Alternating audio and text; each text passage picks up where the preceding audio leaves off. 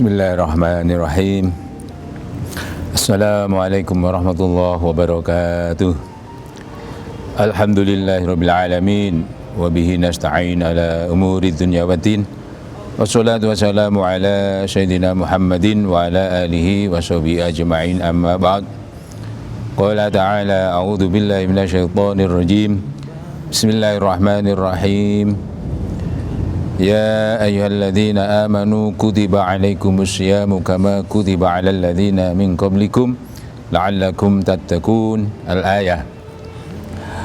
Hadirin para pemirsa rahimakumullah, alhamdulillah kita berjumpa lagi di bulan Ramadan tahun ini. Mudah-mudahan Allah Subhanahu wa taala senantiasa memberikan keberkahan dan kemudahan bagi kita untuk senantiasa menjalankan perintah-perintahnya, khususnya yaitu berpuasa di bulan Ramadan serta amaliyah-amaliyah ibadah sunnah yang lainnya. Hadirin para pemirsa yang berbahagia, pada kesempatan kali ini akan saya sampaikan yaitu beberapa pertanyaan yang seringkali dilontarkan oleh saudara-saudara kita, yaitu diantaranya bagaimana hukumnya orang yang meninggal dunia padahal dia masih punya hutang puasa, ya. Bagaimana hukumnya orang yang meninggal dunia kemudian dia punya hutang puasa? Sebagaimana ibadah-ibadah wajib, ibadah fardu yang lain, maka ibadah puasa ini adalah ibadah yang tidak boleh ditinggalkan. Maka barang siapa yang meninggalkan puasa, dia harus menggantinya di hari yang lain, ya. Dalam Al-Quran disebutkan, faman kana minkum maridun aw ala safarin fa iddatum min ayyamin ukhor. Siapa yang karena sakit atau bepergian dia meninggalkan puasa, maka dia tidak puasa, dia wajib mengganti di hari yang lain. Oleh karena itu, apabila kemudian ada seseorang yang punya tanggungan puasa, sedang sebelum dia mengganti atau mengqadha puasanya itu keburu dipanggil oleh Allah SWT, maka bagaimana hukumnya? Berarti secara gampangnya dia itu masih punya hutang puasa.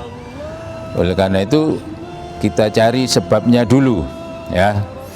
Kalau dia punya hutang puasa dikarenakan itu dia wajib membayar puasa, maka kalau bisa ahli warisnya itu yang mengqadhakan, ya, yang mengqadhakan. Misalkan dia ketika Ramadan sakit yang tidak berat, ketika Ramadan dia bepergian dan meninggalkan puasa, setelah berlalu Ramadan belum sempat dia membayar puasanya, keburu dipanggil oleh Allah, maka berarti dia punya tanggungan puasa. Sehingga kalau bisa ahli warisnya yang mengqadhakan puasanya. Yang kedua, apabila di dalam dia meninggalkan puasa itu dikarenakan sebab yang memang tidak bisa ditinggal, yaitu udzur syar'i yang berat seperti sakit yang sudah sangat parah atau usianya yang sudah tua renta sehingga fisiknya lemah, tidak bisa melaksanakan puasa, maka berapa hari dia meninggalkan puasa dihitung dan di situ diganti dengan membayar fidyah. Oleh karena itu hukum daripada orang-orang yang meninggalkan puasa kemudian meninggal, dicari dulu sebabnya. Apabila sebabnya itu dia wajib mengqadha puasa, maka apabila ingin dia terbebas dari tanggungannya puasa, hendaklah ahli warisnya itu membayarkannya. Kemudian kadang pertanyaan yang timbul lagi adalah, misalkan di tahun ini, sekarang ini sudah dekat Ramadan, sedang dia belum mengqadha puasanya yang dulu-dulu. Misalkan tinggal 3 hari sudah datang Ramadan yang baru, itu bagaimana cara mengqadhanya ya?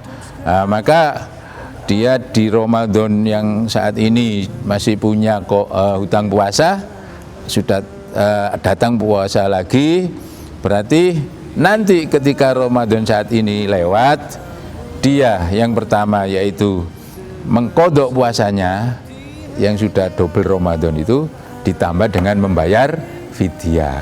Ya itu, ditambah dengan membayar fidyah. Kadang-kadang orang itu bingung, loh aku utangku gurung tek saiki wis poso meneh. Lah, berarti mengqadhanya yaitu dengan puasa dan membayar fidyah.